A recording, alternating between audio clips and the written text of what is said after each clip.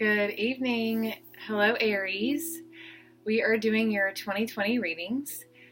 I want you to understand how I do my spread. So the way the spread is, I'm going to lay out one card for what you're leaving behind or asking to leave behind in 2019, where you are right now and where you're headed in 2020, as well as a chakra card starting with the root chakra. Because we're at the new beginning of a new year, we're starting fresh. I think it's great to go back to the basics and to really ground ourselves into where we are now, strengthening our roots into Mother Earth so that we can prosper in every way possible this year.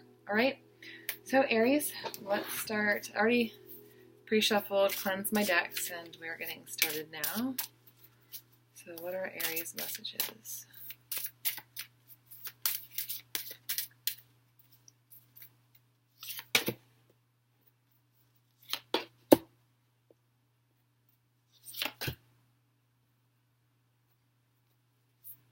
Okay. And as you guys know, the way I like to do this is I read the different storylines that I'm being drawn to share with you. Do remember to like and subscribe to my videos because everything is energy, and if you are engaged, then I am engaged. And if there are certain topics that you want me to talk about, please feel free to leave them in the comments below because I want to engage with you and be a part of your healing journey, okay? And I'm also going to do the chakra card, so one more second.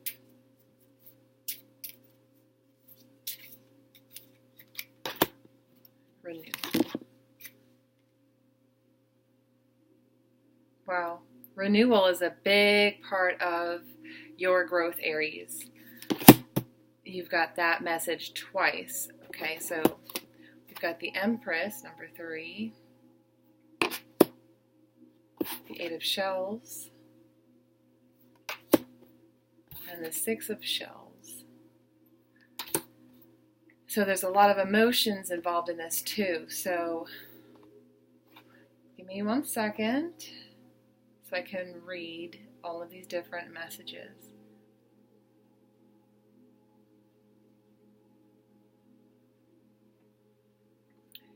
So for those of you that are mothers, I do see, and I mean like you must have recently in 2019 have become a mother, and so you're really making adjustments and figuring out how to show up differently this year because now that you have a new child, perhaps it's changed a little bit about the dynamics and finding that balance between being the mother and also taking care of yourself.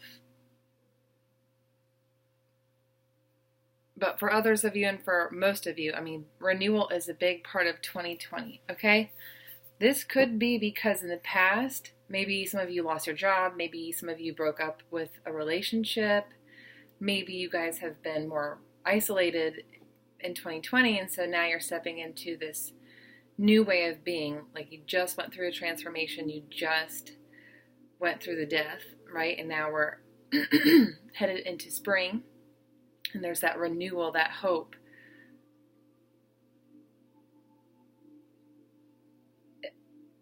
Now, for some of you, there was also a struggle with finances, perhaps not having the income that you really desired, that you truly desired.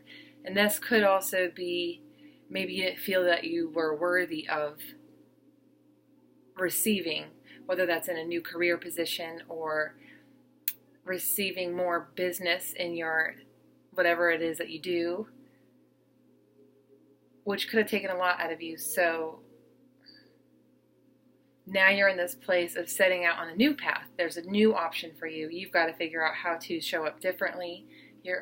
Some of you could even be going back to school or seeking higher guidance, and that could be because of whatever transformation occurred in your life in 2019.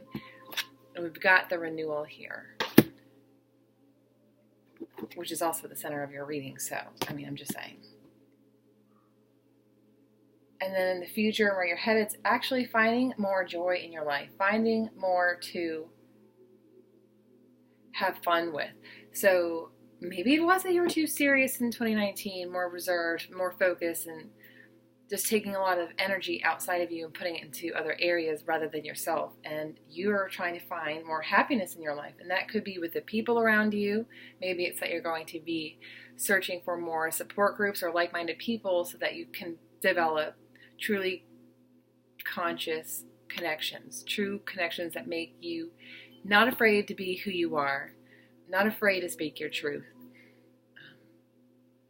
Because there's two otters, and otters are very playful. So you've got to be playful. And there could be new relationship in your life now. So if you're single, that could mean that there is potential love coming to you. But I will tell you this, it's going to come after the renewal process. You have to do your own groundwork. You have to do your own healing around the areas of your life where you feel insecure. When you are feeling your best, that's when you're radiating at your highest energy, at your highest potential, and that's going to bring that love in. Because once you see that love within yourself, Aries, other people are going to start seeing that. And you're a fire sign. You've got so much passion within you. It's time to really set out in the path that makes sense for you. All right? So, okay, one more thing, because I started going down that path. So if you have started projects, or maybe you were contemplating in 2019 starting a business or a co-creative workshop, whatever it is in your life, now is the time where you're starting to do the work in seeding those plants, or planting those seeds so that they can come to fruition this year. And again, if you have just recently broken up with someone and you're feeling lonely, make sure that you look at every one of those relationships that you had and just do your inner work and see what patterns showed up for you. Were you projecting any parts of your past onto that partner, so that that doesn't come forward into the next relationship, because we'll repeat the patterns until we learn the lesson. Okay? Aries, I hope you have a wonderful new year. Thanks. And don't forget, like and subscribe to my videos. I've got more content prepared for you this year, as well as meditations, different kind of ways to renewal that inner voice within you.